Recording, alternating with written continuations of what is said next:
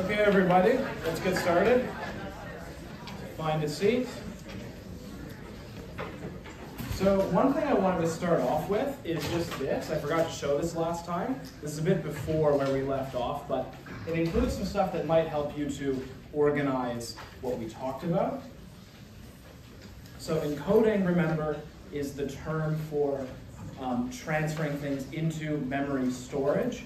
This can be divided into automatic processing and effortful processing. I don't believe I used that term or those terms last time, but automatic just means you're not putting any effort into it, obviously, and then effortful means conscious, deliberately trying to get something into your memory. That further breaks down into elaborative and maintenance rehearsal, which we did talk about, where maintenance rehearsal means really just repetition, just trying to get something into your long-term memory through repetition, and as we discussed, this is not very effective. And then various strategies that we talked about fall under what's called elaborative rehearsal or deep processing. So trying to make connections between the new information and things that you already know, trying to focus on the meaning, like that little game we played where you remember things better when you are forced to think about the meaning, not just read it superficially. Putting things into an organized structure, so chunking. Remember we saw that chunking is very effective.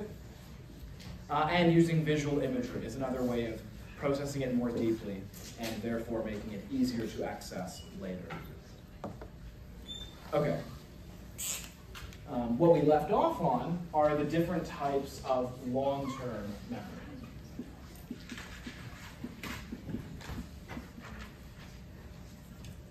So long-term memory breaks down into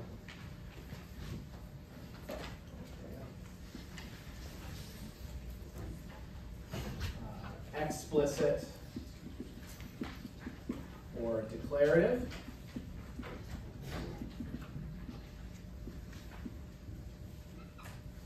and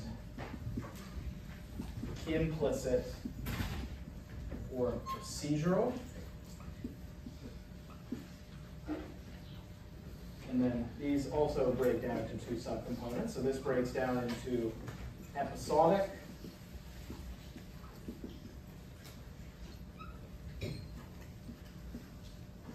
and semantic.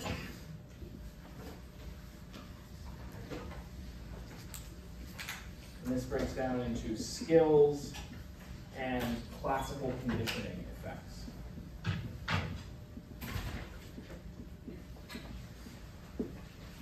So that's how long-term memory breaks down.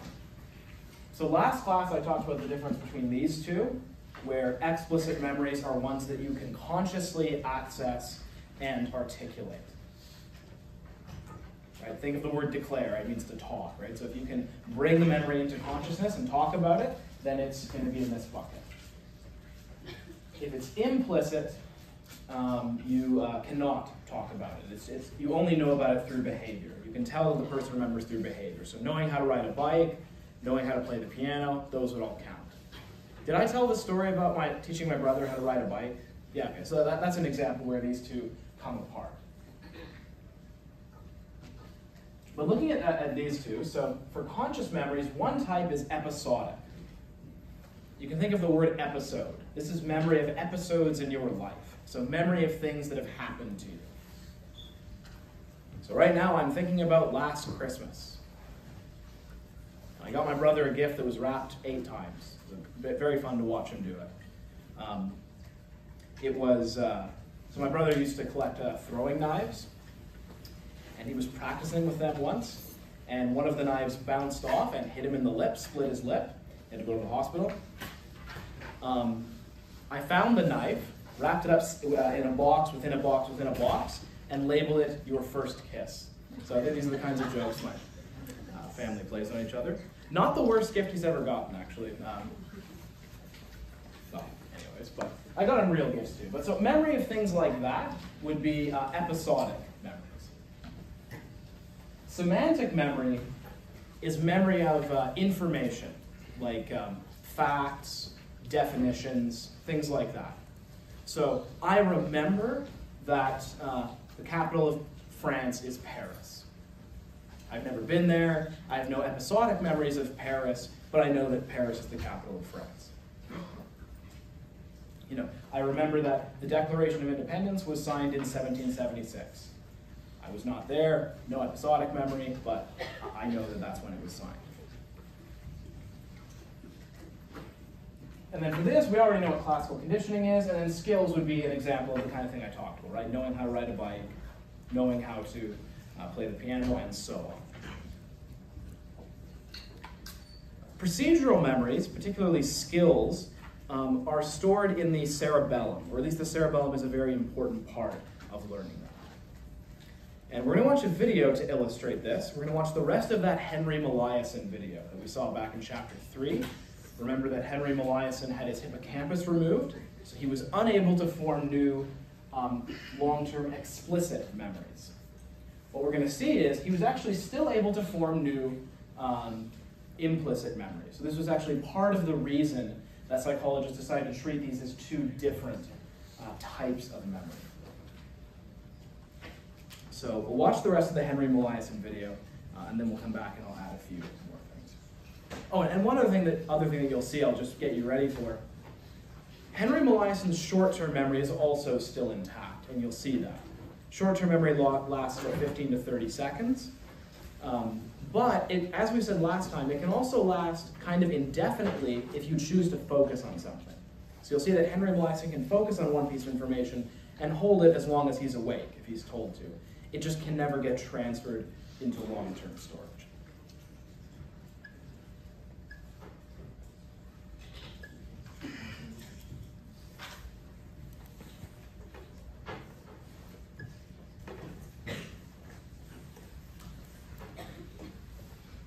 Okay, a little bit of a sad ending, but cool illustration of the differences between these different types of memory. Okay, so that's all I have to say about this set of distinctions. Any questions about any of the types of long-term memory? By the way, someone told me I have tunnel vision. I sometimes miss. I'm never deliberately ignoring you. Just make a noise or something if I don't see your hand.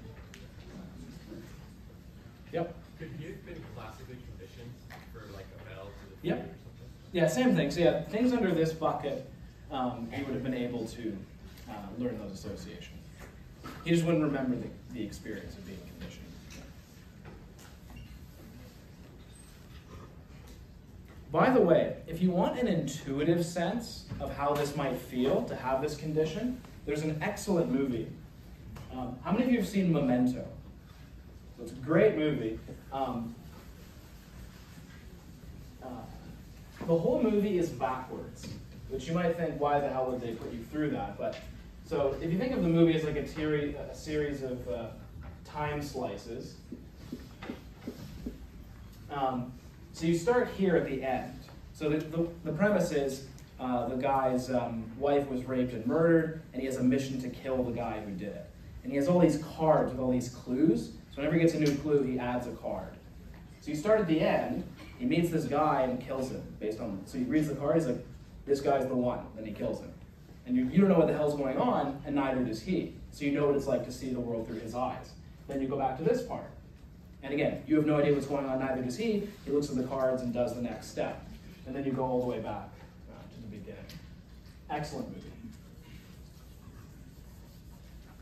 If you want like a, as I say, an intuitive feel of what it might be like to have that condition. Okay, for accessing long-term memories, there's three terms you need to know. Retrieval is the umbrella term. That's just the term for accessing memories that are stored. Underneath that, there is recognition and recall. Easy way to remember the difference. Recognition is what you're doing in a multiple choice question, and recall is what you're doing in a written question. So for recognition, the thing that you are supposed to remember is presented to you, and you just have to be able to go, yes, I have seen that before. It doesn't have to be multiple choice. It can even be like, I don't know, like someone sprays like a perfume to you, and you have to go, have I smelled this before? That would be recognition. Recall is you have to kind of bring the whole memory up without any cue or without seeing it. So a written question would be an example of recall.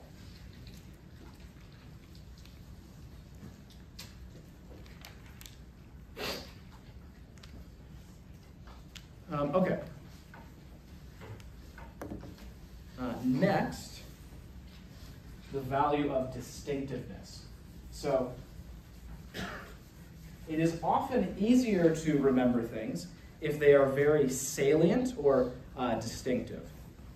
And I want to tie this actually to something that I've mentioned before. That's not in the book, but it's an idea that's very, I think, powerful, although it hasn't quite yet taken off as a full-blown science. There are attempts to start a field called mimetics, but it's very much in its early days. This is the idea that different ideas or behavior patterns can be studied in the same way that genes are. You can study ideas and behavioral patterns as units that get passed on from person to person. And that some of these ideas will be better than others at getting themselves passed on. One study that has been done, broadly speaking, under this area is looking at what sorts of stories we remember. Some stories are more memorable than others. And some have argued that this determines which stories get culturally spread and which ones do not. And one thing that's been found is that stories that are minimally counterintuitive are easier to remember. So by counterintuitive, I mean, something happens in the story that doesn't normally happen. Maybe like a miracle or something crazy or unexpected, but you want it to be minimally counterintuitive.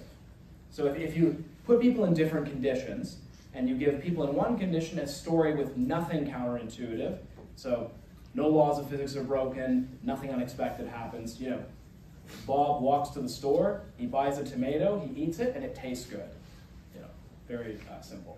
Yes? In terms of retrieval and recognition, like the recognition and recall and stuff, is there different parts of the brain that are able to recognize and different parts that are able to identify where we recognize something from? Like when you see a face but you can't remember their names? Yeah, so recognition is typical, especially for visual recognition, is usually temporal lobe. I would think recall would light up the hippocampus more, but I don't know anything more than that. Yeah, interesting question. But yes, anyways, with minimally counterintuitive, so if it's not counterintuitive at all, you don't remember it. It's too boring. But if it's too counterintuitive, it's just full of bananas stuff that happens, like every law of nature is broken, then it's not very memorable. It's too confusing, really, to get into your head. But if just a few weird things happen, that's kind of like the Goldilocks zone. And some have argued that many of our culturally significant stories follow that pattern. The reason they've been spread and become popular is because they're in that kind of Goldilocks zone. So as I say, it's not something you'll be tested on. It's kind of a frontier area of science that's still controversial.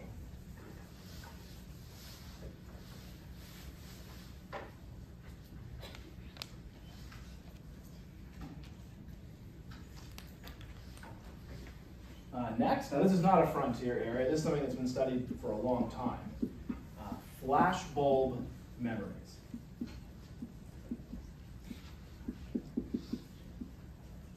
Flashbulb memories are memories that are emotionally very salient. Typically this is discussed in the context of negative emotions, but it can be strong positive emotions as well. Probably part of the reason that it's usually discussed in the context of negative emotions is negative emotions are stronger than positive emotions. One way to think about that is, wait, is this still on? Okay, man, there's a little blip.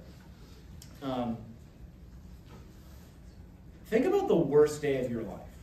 Whatever, sorry to bring this up, but whatever the worst day of your life is, like the worst negative emotions you ever experienced. And then think of the best day of your life, where you were the happiest. if you had to relive your worst day to get to relive your best day, would you choose to do so? I'm seeing a lot of no's. Like, right, because negative emotion is probably, at least for most people, stronger. So flashbulb memories are usually discussed in that context. And here's the kind of depressing finding from cognitive science. This work goes back to someone named Elizabeth Loftus, who we'll be talking more about in a second. Even though flashbulb memories are very vivid and very detailed, they are not necessarily accurate. Very depressing finding. So one common example that's brought up, and it's been widely studied, is 9/11. So apparently the cutoff for being a millennial or a Gen Z is, do you remember where you were when 9/11 happened? Because by most definitions, I'm like right on the border, and I don't remember. So by that definition, I'm an old Gen Z, but maybe some people may remember. But anyone who's like, in their 30s or 40s, they remember exactly where they were when 9/11 happened, particularly if they live in New York. And one thing they did, actually, was after 9/11, they got a bunch of people into the lab and asked them, hey, where were you yesterday or 2 days ago, whenever they did it, when 9/11 happened? Very emotionally vivid stories given, very detailed, lots of salience to it. You bring it back a few years later, the story is different. Even though they're still very confident, very emotionally committed to the details, many of the details have changed. Even right after, many people were asked, as the book says, did you see the plane hit the first tower? And many people said, yes, I remember seeing on the news the first plane hit the tower, which couldn't be true. There were no news cameras pointed at the tower. No one would have been able to see the first plane hit the tower. So even that soon after, there's already some inaccuracies that have snuck their way in.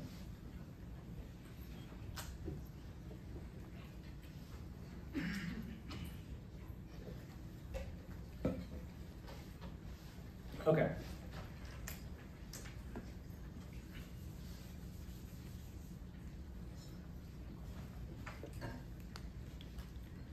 A broad umbrella term for the next three things we have to learn is the encoding specificity principle. And the basic idea here is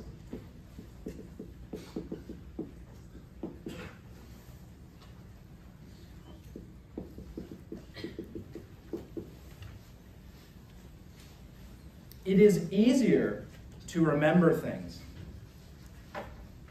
when you are trying to remember them in a similar condition to the condition where you learned the information. That's what's going to encompass the next three things. So there's three kind of applications of this. Context-dependent memory.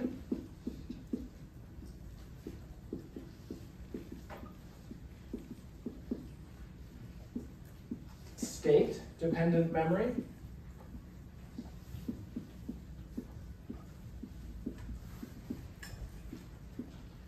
And mood-congruent memory.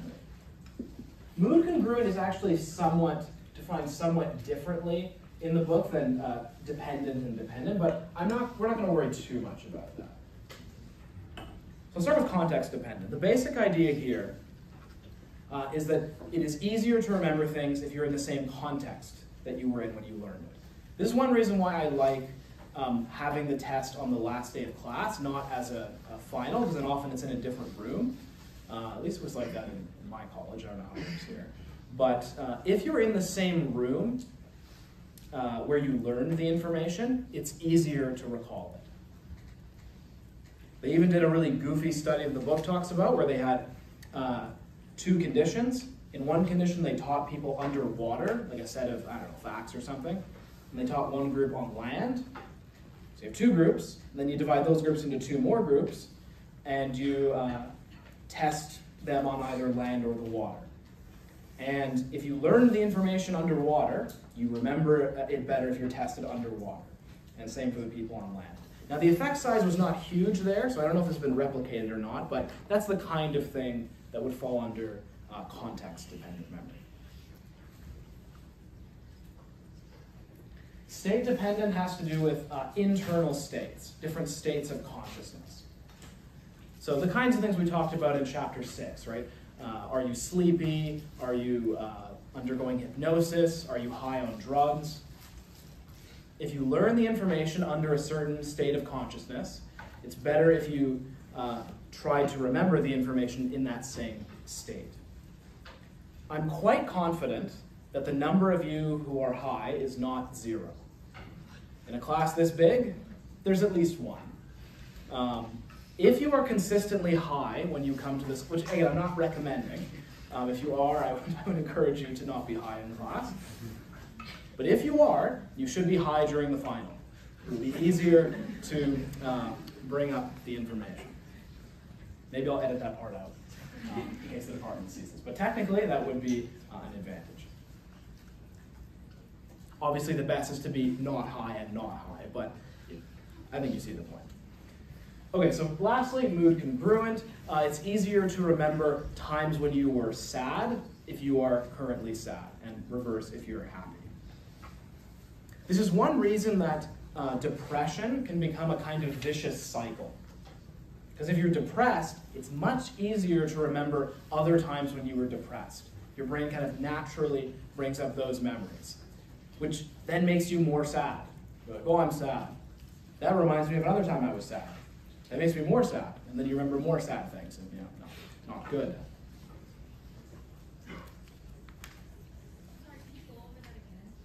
So like, let's say I'm really depressed. Oh, I'm so sad, sorry. I'll edit that part out too. Just encouraging students to be high, mocking depression, just, yeah, so I'm really sad, and then I remember other times that I was sad because of mood congruent memory. So are you saying that the sadness part is just a stronger memory trigger, or is it just... Oh no, it would go reverse too. Like if I'm really happy, I'll remember times when I was happy. Oh, okay. Like I'm really happy. Oh, that reminds me when I was happy and whatever. And I'm even more happy, and so on. So like when you're in a specific mood, it would create certain memories that are related to that mood? Yes. Or making your emotions stronger? So strictly speaking, mood congruent memory just means the first part, that when you're in a certain mood, it triggers or makes it easier to remember other times when you were in that mood. The fact that it can make that mood stronger, that's something I'm adding. This is a possible mechanism by which depression can become kind of a vicious cycle. It's not part of the definition of what it is, but it's a possible kind of side effect of it. Any other questions about these three? Yep.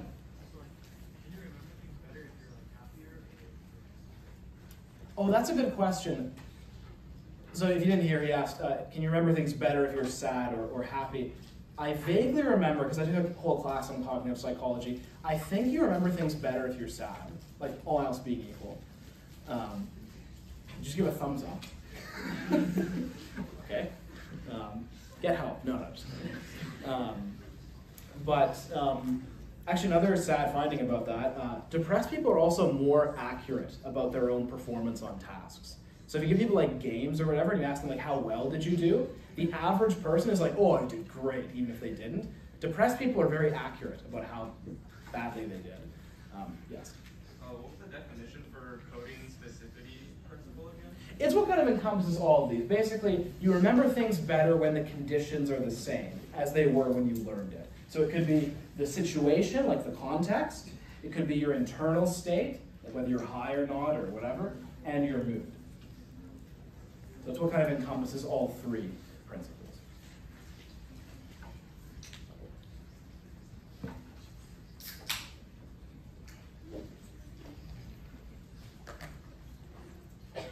Okay.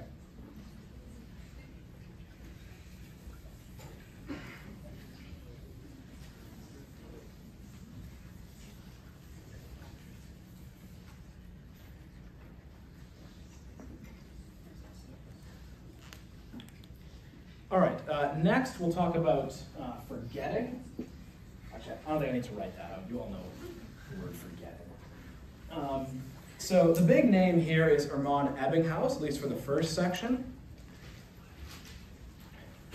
So Ebbinghaus did some very influential experiments. He did them in a way that we would never do today. It was kind of a risky move, but his experiments have replicated very well. What he did was I think he had a machine that did this, that generated random nonsense syllables. So like biv, zaj, vod, just a bunch of random sounds. And he would try to memorize them, and then look at the pattern by which he forgot them. And he found there was a very reliable forgetting curve that the book shows. I believe he was also the first person to discover the serial position curve, that thing we talked about where you remember things really well at the beginning of the list, and at the end of the list, not so well in the middle of the list. There are different possible causes of forgetting. Sometimes it's just encoding failure, so the information does not get successfully transferred from short-term to long-term. That's one possible mechanism. One view that used to be more common is that there's such a thing as a decay of the memory trace. The book says that there are some problems with it, and this is controversial. I'm not going to get into detail there, but the basic idea of that theory is that memories are kind of like, these things that can fade out, that can lose their strength over time. Something that has received more attention recently is interference theory. And we're going to do another activity. This is my last memory game for the chapter. So this time I just need one volunteer. Sure. Actually, you've been a volunteer before. Anyone else willing to shame themselves? Sure.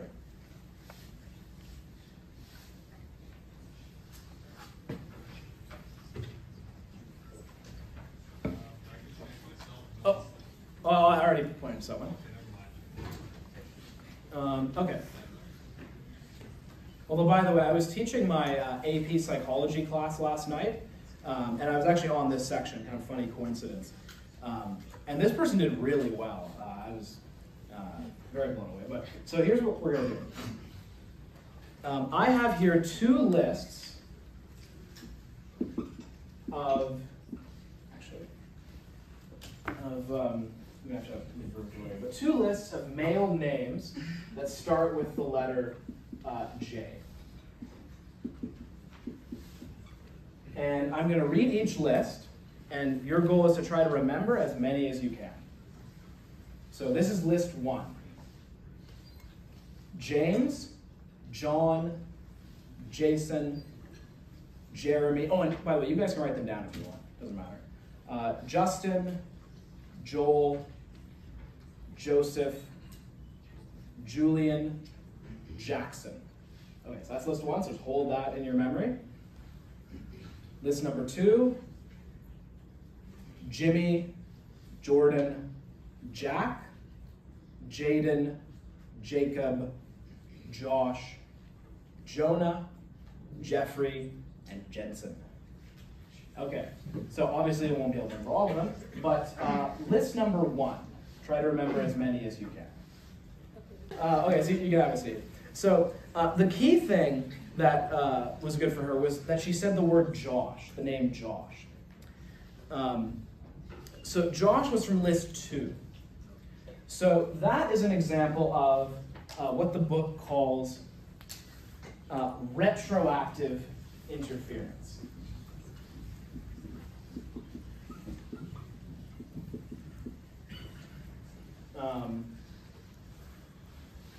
So interference is when one thing you've memorized messes up your memory of something else that you've memorized.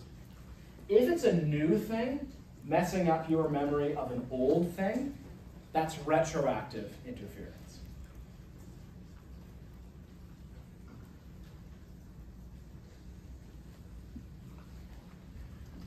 If it's the old thing, so in this case the effect was very strong, messing up the new thing, that's proactive, right? It's harder to remember what's in the new list because the old list is messing up. You're like, wait, is James in the second list or the first list? In this case, it's designed to be especially difficult because the names were all very similar. The more similar the two sets of information are, the stronger the pattern of interference will be. So her performance is not at all atypical. So it's the names correspond to the direction of the messing up, right? Retro means like backwards, proactive means like forward. So that's how those terms work.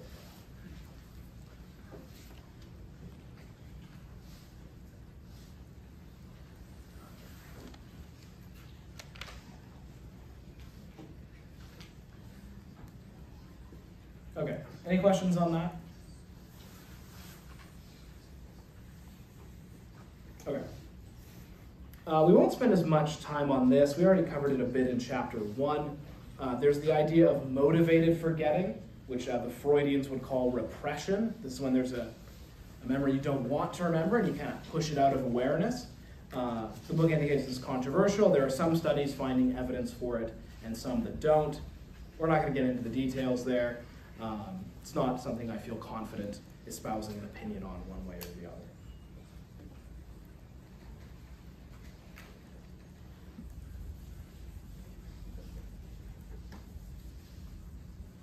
Next, we have to talk about 2 different types of amnesia. So amnesia is forgetting that results from some kind of brain damage or injury.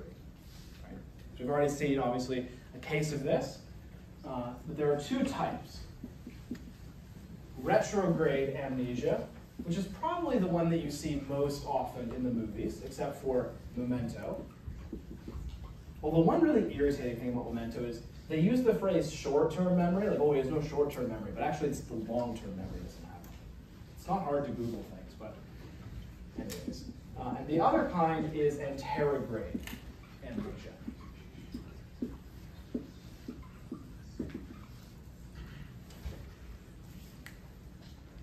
So retrograde amnesia means you lose memories from before the injury or the damage. So I knew someone who told me the following story. Now, take this story with a grain of salt. This guy was a big bullshitter, so this very well could be made up, but it's the kind of thing that could have happened. He claims that he was on a dumpster towards the end of grade 10 and jumped off, and his shoelaces caught on the dumpster and smacked his head on the pavement and forgot most of grade 10.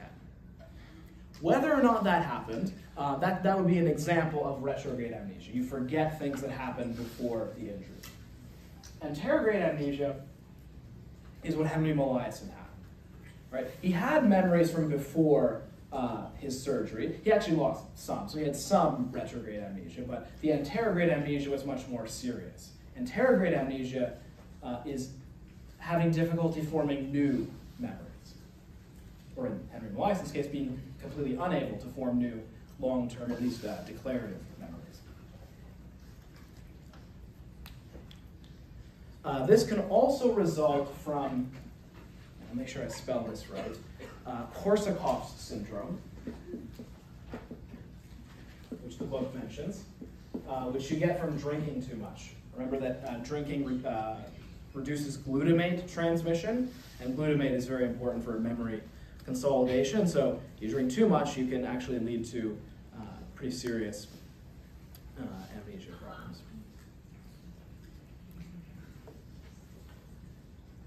Okay, so we had a sad case of amnesia. I have another mostly sad case to show you guys, but there is a silver lining. There's one kind of cute part of this one. So probably one of the only cases of amnesia that was worse than Henry Molaison's was Clive Wearing, another very famous patient who is still alive. He's in his 80s, I believe. He had, I think, like some kind of virus or something that actually just destroyed large parts of his brain, including virtually all of his hippocampus. But he had near total both retrograde and anterograde amnesia. So all he has left is short-term memory, and I think procedural too. But he basically lives on a 10 to 30 second window that moves. If you read his journal, it's filled with entries like this. I am now awake for the first time.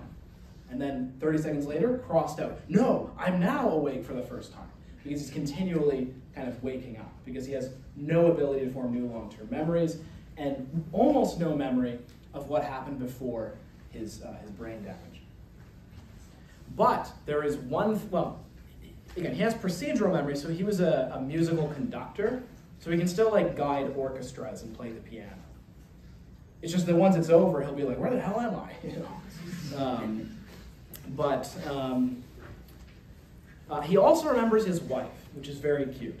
And anytime she leaves the room for more than like a minute, he thinks he's seeing her for the first time when she comes back. So, which is kind of cute. I'm sure it gets annoying after a while, but yes. Have amnesia and not know? Well, in a way, he doesn't know, right?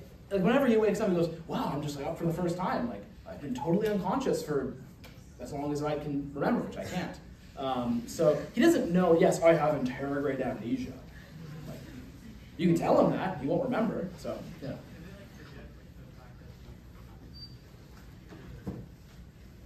Well, they never knew that they had amnesia, so they can't forget it. They've never learned that they had amnesia. I'm not sure, but anyway, I'll go to another question. So he genuinely just thinks he's coming into consciousness like every 30 seconds? Yep. No, it's not a fun condition to have. But anyways, we'll watch a video of him. There is kind of a silver lining to it. So. Oh, sorry, yes. Of all the noises you could have made, you could have said like, hi, I have a question. I know I said make a noise.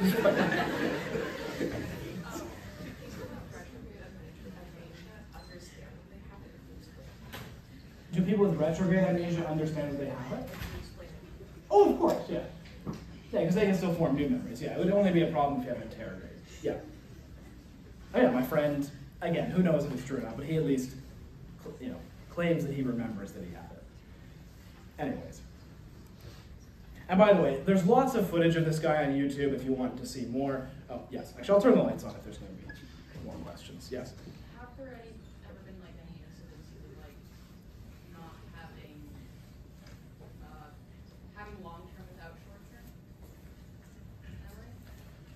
Oh, that's interesting. For complete loss of short-term memory, you probably have to have a lot of frontal lobe damage. I'm not sure. I'm not sure if that's a thing. Interesting question. Okay, no more bird noises. Okay.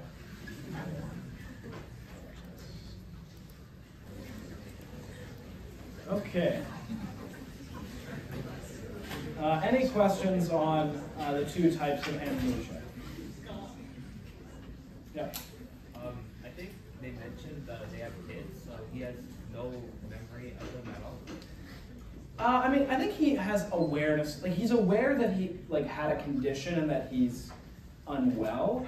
And I think he's aware that he has kids, but I don't think he recognizes them. So yeah. No, so it is mostly a sad story, though. As I say, it has one kind of cute component. Yeah. Brain's too complicated to know that. I don't know. More emotionally salient. I mean, we'll see later that more emotionally salient memories we put away into storage in a different way. We'll talk about that later, but anything more detailed than that, we don't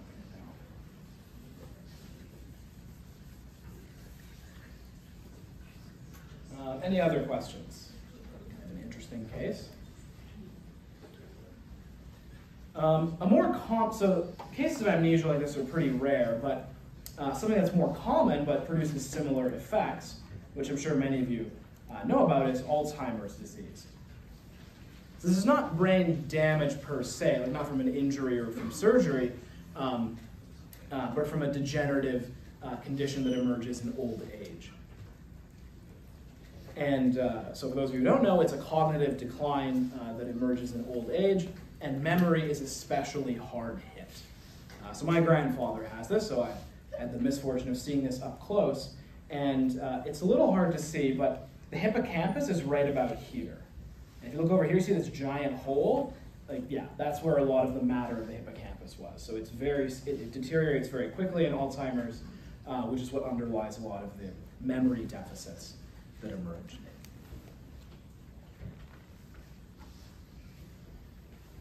Okay. There's one kind of amnesia that the book talks about that nearly all of you have. Yes? Oh, I was just wondering, have they started to figure out what Alzheimer's disease? Yeah, there's a debate about it. The book talks about it. I won't expect you to know the mechanisms. There's something to do with plaques or something. It used to be thought to be the main mechanism. Now there's research into what goes on underneath. It's not my area of expertise. There is a large genetic component. So fingers crossed, hopefully I didn't get the gene. We'll find out. Yes. There's research into that. I don't remember the exact things. I would go ahead and guess exercise. Exercise is good for basically preventing every neurodegenerative problem. The brain is part of the body. Staying healthy is good for the brain. I'm sure there's other stuff too, but I won't give more advice than that because then I'd be talking on my ass. Yes. On who? Like football players? I don't know about Alzheimer's. I know there's CTE from all the repeated head trauma. Maybe Alzheimer's too, I don't know.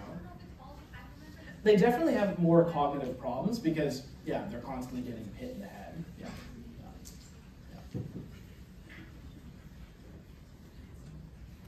Yeah, I think CTE is the term for that. I forget what it stands for. But as I was saying, one kind of amnesia that nearly all of you have is what the book calls infantile amnesia. So we'll see how if there's anyone who can remember further back, but show of hands, how many of you have memories from when you were 5 years old? Show of hands. Okay, now keep your hand up if you have memories from age 4. 3, 2, 1. Anyone under 1? Under 1 kind of. Okay, so some people do report having memories further back. But most people, as the book says, before around 3 or 4, they don't. The earliest memory I can roughly date is my mom telling me, look, your cousin Jacob poops on the toilet. Why can't you? I wish it was something cooler, but I was around 3. That's as far back as it goes. Yes. Do you know anything like on the topic of photographic memory or like memory? Very little. Actually, I think I have a picture of something I used for that. I used it for the other class I teach. It's not listed in the book. Oh, maybe it's not there anymore. Yeah, there's different tests for that. Usually it exists in young kids. It doesn't tend to last beyond that. Like one test you can use, you show someone a picture of a crocodile, which I used to have, and you tell someone, okay, like really look at it carefully. Then you take it away, okay, how many teeth do they have? And people are like, what the hell? You didn't tell me to count the teeth. And if it's a photographic memory kid, they'll be able to go 17. Like it's as if the image is still vividly there. But as far as the physical basis of it, I don't really know.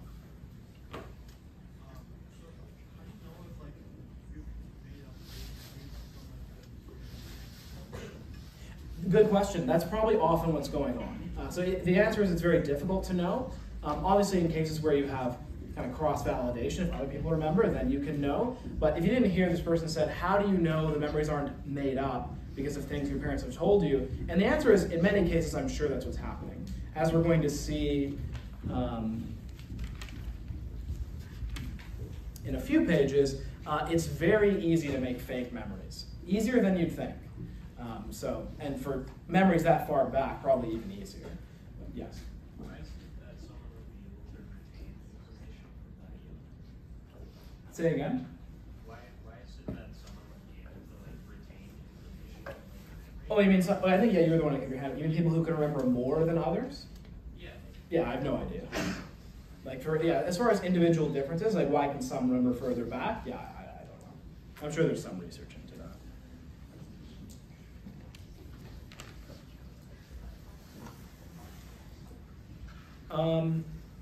Okay, any other questions?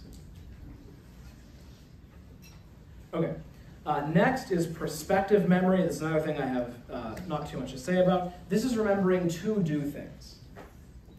So, your mom tells you, hey, go downstairs and bring 5 eggs, bring them back. Okay, and as you're going down, you have to remember. I'm famous in my family for having bad perspective memory. There's the stereotype of the absent-minded professor. I've just been practicing my whole life, just getting ready to be one. Like that story is like literally what happened. So when I was younger, my mom would tell me, all right, go downstairs and get 5 eggs. There's a decent chance I go down and forget what I was doing and do something else. And apparently it gets worse with age. So at least now I will have an excuse. So that's the nice thing about getting older.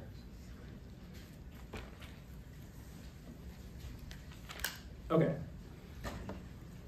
So now, a big area of research, as I said earlier, was keyed off by Elizabeth Loftus, is work into what's called constructed memory, or sometimes called constructive memory theory.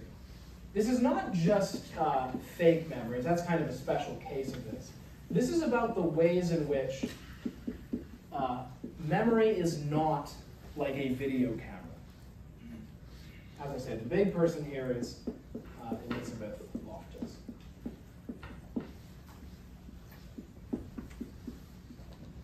So it's very natural to think that memory is like a video camera. We look at the world, we store the information away faithfully, and then can easily bring it back later. But we know this is not true. We know from lots of studies that memories can be shaped in subtle ways. Whenever you bring a memory back and reactivate those connections, you can subtly change it.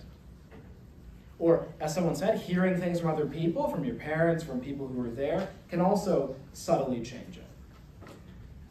Another example is, think about what happens when you tell a story, right? What do? You condense it a little bit, maybe you add a bit of, pizzazz to it, and not lying, but, you spice it up a little bit.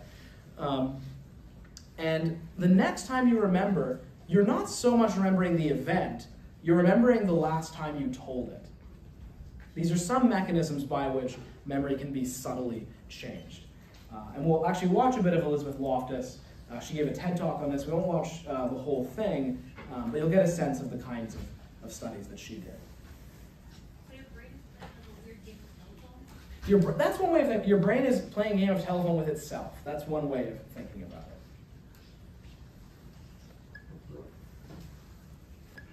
So the book talks a bit about that, about her involvement in this controversy, about these, so she was really the one who pioneered the work into these therapeutic techniques that are very likely to create false memories. She also did some work, or people in this tradition did work into what's called source confusion, which is another kind of memory error that can occur. This is where, suppose you get mugged, some guy mugs you, and there was someone else who was on the scene, and you identify him as the mugger in the police lineup. So the book talks about this as an example. So you really have seen that person before, you just forget why you've seen him before and misidentify him. You're forgetting what the reason was that you saw that person.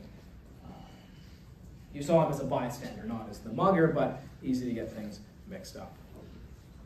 So now those are kind of small potatoes compared to creating false memories. And I'll show another video for this.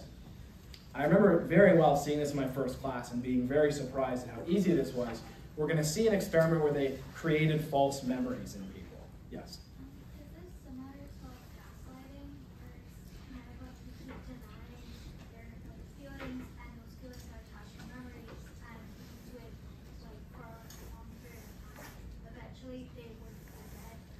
Yeah, I guess that kind of be the opposite process, but still playing on the fact that memory is constructive. This would be like destroying a true memory, where you have a memory, and through gaslighting you could adapt or get rid of the memory. So yeah, that would be related. Yeah. Is this why propaganda is so effective? Because you can kind of alter memories, like just Yeah, one of the reasons. Yeah, I mean, propaganda has lots of tentacles that it uses, but yes, this would certainly be one possible mechanism. Would like the Mandela effect be like related to this? Yeah.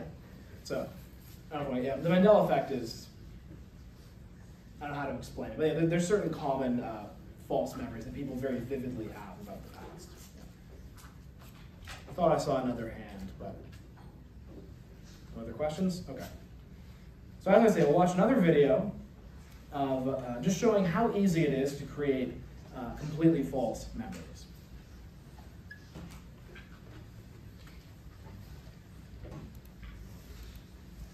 Okay. So my supervisor in undergrad, David Prime, he taught a whole course on memory. I didn't get to take that one, but I took cognitive psychology with him, and he spent a lot of time on this. And when he talked to his friends about this, they would say, oh, I'd be in the half that wouldn't have the memory. And my supervisor's reaction was, okay. And then he would just, over the next week or so, create false memories in them to prove that it could be done. He would be like, oh, remember that time you, me, and Steve did this thing? Da, da, da. Make up some story about them playing a game in the woods or something. And at first they'd be like, I don't think so. And then within a week, they filled in details, they remember it. Like, oh yeah, and Bob was there too, or whatever. And my supervisor would go, okay, never happened. So there you go. If you want to pull something on your friends, you now know how. Okay, now before I forget, one reminder, tonight there's that Jeopardy event. If you want to meet other psych undergrads, I posted the details on eClass like a week or two ago. There's prizes of some kind. So we're almost done chapter 8. We have a little bit more to cover today. I'll talk briefly about some of the neuroscience stuff.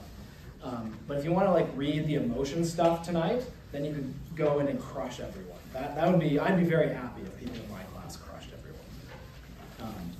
But okay, so as I say, we have a bit more to talk about. I'll say a few things about the neuroscience, and then we'll stop before the time for the video. Most of this will not be surprising, so for sensory memory, the main players are the same as they are for the senses, right? So for visual sensory memory, it's the occipital cortex. For auditory sensory memory, it's the temporal lobe, that kind of thing. Nothing really surprising there. For working memory or short-term memory, it's the frontal lobes. Right? Remember that working memory or short-term memory is what you're kind of consciously working through, kind of thinking about deliberately, and that's going to be the frontal lobes.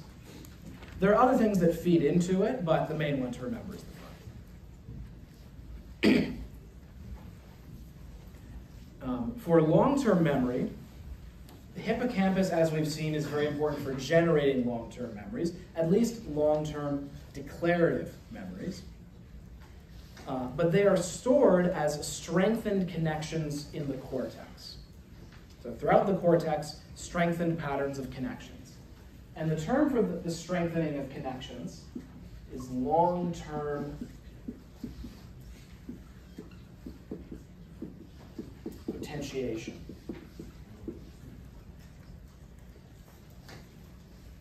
What happens is the hippocampus, through things like glutamate, repeatedly stimulates connections, and this causes them to be strengthened. And the way we figured this out was actually by doing studies on sea slugs that have huge neurons. This work was done by someone who won a Nobel Prize, Eric Kandel. But we don't have time for the video, so next class we'll start off with the Eric Kandel video talking about sea slugs, and then we'll wrap up the chapter and move on to emotion. So we'll call it a day there. I will see you all next week.